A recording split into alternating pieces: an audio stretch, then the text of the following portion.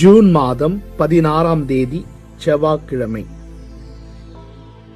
நற்செய்தி வாசகம். மத்தேயு எழுதிய தூய நற்செய்தியிலிருந்து வாசகம். அதிகாரம் 5, இறை வார்த்தைகள் 43 முதல் 48 முடிய. அக்காலத்தில் இயேசு தம் சீடருக்கு கூறியது: உனக்கு அடுத்து இருப்பவரிடம் அன்பு கூறுவாயாக, பகைவரிடம் வெறுப்பு கொள்வாயாக என கூறியிருப்பதை கேள்விப்பட்டிருப்பீர்கள். ஆனால் நான் உங்களுக்கு சொல்கிறேன், உங்கள் பகைவரிடமும் அன்பு கூறுங்கள், உங்களை துன்புறுத்தோருக்காக இறைவனிடம் வேண்டுங்கள். இப்படி செய்வதால் நீங்கள் உங்கள் விண்ணக தந்தையின் மக்கள் ஆவீர்கள். ஏனெனில் அவர் நல்லோர் மேலும் தீயோர் மேலும் தம் கதிரவனை உயிர்த்தெழ செய்கிறார். நேர்மையுள்ளோர் மேலும் நேர்மையற்றோர் மேலும் மழை பெய்ய செய்கிறார். உங்களிடத்தில் அன்பு செலுத்துவோரிடமே நீங்கள் அன்பு செலுத்துவீர்களானால் உங்களுக்கு என்ன கைமாறு கிடைக்கும்? வரி தண்டுவோரும் இவ்வாறு செய்வதில்லையா? நீங்கள் உங்கள் சகோதர சகோதரிகளுக்கு மட்டும் வாழ்த்து கூறுவீர்களானால் நீங்கள் மற்றவருக்கும் மேலாக செய்து விடுவது என்ன? பிற இனத்தவரும் இவ்வாறு செய்வதில்லையா? ஆதலால் உங்கள் விண்ணக தந்தை நிறை உள்ளவராய் இருப்பது போல நீங்களும் நிறை உள்ளவர்களாய் இருங்கள்.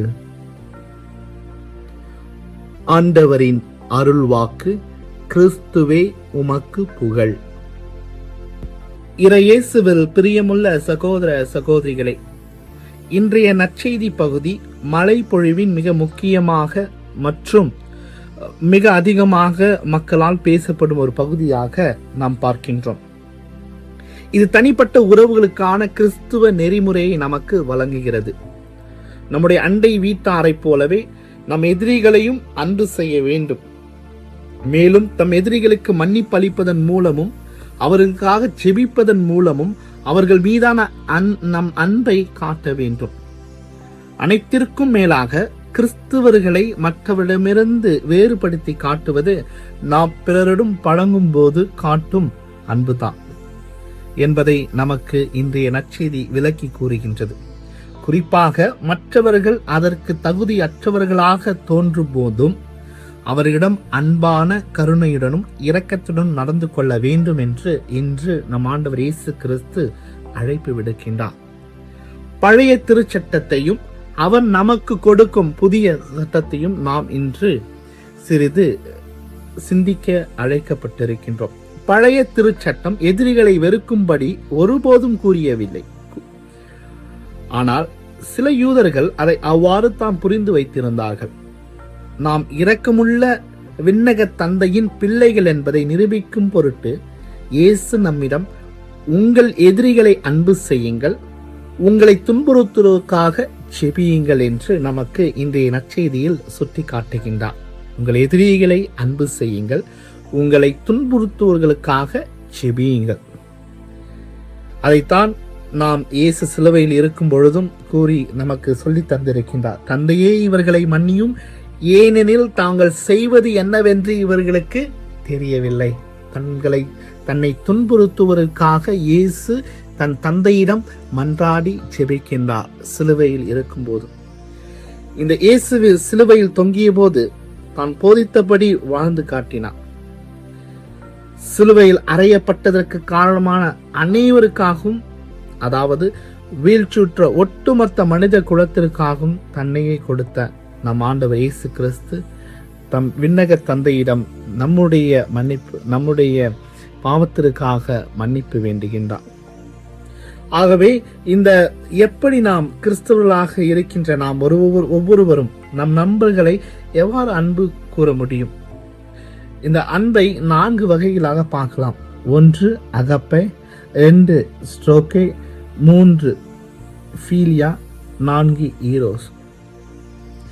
அகப்பை மாறாக நம் வாழ்வில் நாம் எடுத்துக்கொள்ள வேண்டிய ஒரு மிக முக்கியமான இந்த 4 வகையான அன்பின் வகைகளில் நாம் அகப்பை நம் வாழ்வாக்க வேண்டும். அதைத்தான் இன்றைய நற்செய்தியில் இறைவன் நமக்கு கொடுக்கும் ஒரு மிக முக்கியமான அழைப்பு.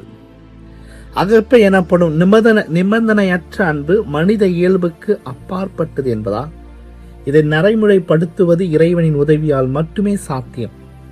அகப்பை அன்பு என்பது ஒரு உணர்வை விட நாம் எடுக்கும் ஒரு முடிவு. இயேசு தம் எதிரிகளையும் நேசித்து அவர்களுக்காகவும் தம் உயிரை கொடுக்கும் அளவுக்கு அன்பு கூர்ந்தார் என்பதாலும், அவர்களும் நம் இறைவனின் பிள்ளைகள் என்பதாலும் நாம் நம் எதிரிகளை அன்பு செய்ய தேர்ந்தெடுக்கின்றோம். நாம் எதை தேர்ந்தெடுக்கின்றோம்? திருத்துவ பணி நூலில் கிறிஸ்துவ சபையின் முதல் மறைசாட்சியாக புனித ஸ்தேவான் சிலுவையில் இயேசு ஜெபித்தது போலவே தம்மை கல்லால் எறிந்து கொன்றவர்களுக்கு ஜெபித்து முன்மாதிரியை நமக்கு காண்பிக்கின்றார். ஆகவே இயேசுவில் அன்புமிக்க சகோதர சகோதரிகளை, இந்த நற்செய்தியில் மிக முக்கியமாக இயேசு நமக்கு கற்றுக் கொடுக்கும் அது புதிய கட்டளை, புதிய சட்டம் என்னவென்றால், நாம் நம்முடைய எதிரிகளுக்காக ஜெபிக்க வேண்டும். நமக்கு நன்மை அவர்களை அன்பு செய்ய வேண்டும். நம்மை துன்பப்படுத்துவதற்காக நாம் தொடர்ந்து இறைவனிடம் மன்றாடி ஜெபிக்க வேண்டும். ஆகவே இன்றைய நமக்கு இறைவன் கொடுக்கும் நற்செய்தி வழியாக கொடுக்கும் 2 முக்கிய வாழ்க்கை பாடங்களை நாம் எடுத்துக்கொள்ள வேண்டும். இறைவனின் நோக்கத்தை நம்முடைய வாழ்வில் நாம் நிறைவு செய்ய வேண்டும். அதைத்தான் இன்றைய நற்செய்தியின் இறுதி பகுதியில் இயேசு கூறுகிறார். உங்கள் விண்ணக தந்தை நிறை உள்ளவராய் இருப்பது போல நீங்களும் நிறை உள்ளவர்களாய் இருங்கள் என்று. ஆகவே இறைவன் நம்மை படைத்ததன் நோக்கத்தை நிறைவேற்றும் பொழுது நிறை உள்ளவர்களாக நாம் மாறுகின்றோம். அதாவது இறைவனின் உதவியோடு அவரை போல நாம் மாறுவதாகும். ஆகவே தொடர்ந்து இறைவனிடம் இந்த ஒரு கருத்திற்காக மன்றாடி ஜெபிப்போம். 2வதாக, இறைவனை போல அன்பு செய்தல். இறைவனின் இடைவிடா உதவியுடன் அவர் அன்பு செய்வது போல அன்பு செய்யவும், அவர் மன்னிப்பது போல பிறரை நாம் மன்னிக்கவும், அவர் காட்டுவது போன்ற நிபந்தனையற்ற நல்ல விருப்பத்தையும் நாம் கருணையும் இரக்கத்தையும் மற்றவர்களுடன் பகிர்ந்து வாழ நாம் அழைக்கப்பட்டிருக்கின்றோம். ஆகவே இறையேசுவில் அன்புமிக்க சகோதர சகோதரிகளை, நாம் ஒவ்வொருவரும் இந்த நற்செய்தியின் வழியாக ஒருவரை ஒருவர் அன்பு செய்து இறைவனின் பிள்ளைகளாக அவருடைய திருவுள்ளத்தை நிறைவேற்றுவதாக வாழ அருள் வேண்டி ஜெபிப்போம். ஜெபம். உங்கள் விண்ணக தந்தை நிறை உள்ளவராய் இருப்பது போல நீங்களும் நிறை உள்ளவராய் இருங்கள். அன்பு தந்தையே இறைவா, இதோ இந்த நற்செய்தியின் வழியாக எங்கள் ஒவ்வொருவருக்கும் நீர் மிக மிக ஒரு அருமையான அழைப்பை கொடுத்திருக்கின்றீர். உங்கள் எதிரிகளை அன்பு செய்யுங்கள், உங்களை துன்புறுத்துவதற்காக என்னிடம் வேண்டுங்கள் என்று எங்களுக்கு கற்றுக் கொடுத்திருக்கின்றீர். அதற்காக நன்றி தகப்பனே. அப்பா தந்தையே, தொடர்ந்து நாங்கள் ஒவ்வொருவரும் உம்முடைய திருவுளத்தை நிறைவேற்றுகின்ற பிள்ளைகளாக வாழ வளர அருள் வேண்டும் என மன்றாடுகின்றோம். நாங்களும் எங்களுடன் பயணிக்கின்ற ஒவ்வொருவரையும் முழுமையாக அன்பு செய்து உமது கட்டளைகளை கடைபிடிக்கின்ற பிள்ளைகளாக வாழ அருள் வேண்டி மன்றாடி ஜெபிக்கின்றோம். தொடர்ந்து எங்களோடு தங்கும் ஆண்டவரே, நாங்களும் உமது பிள்ளைகளாக வாழ அருள் வேண்டும். ஆமேன்.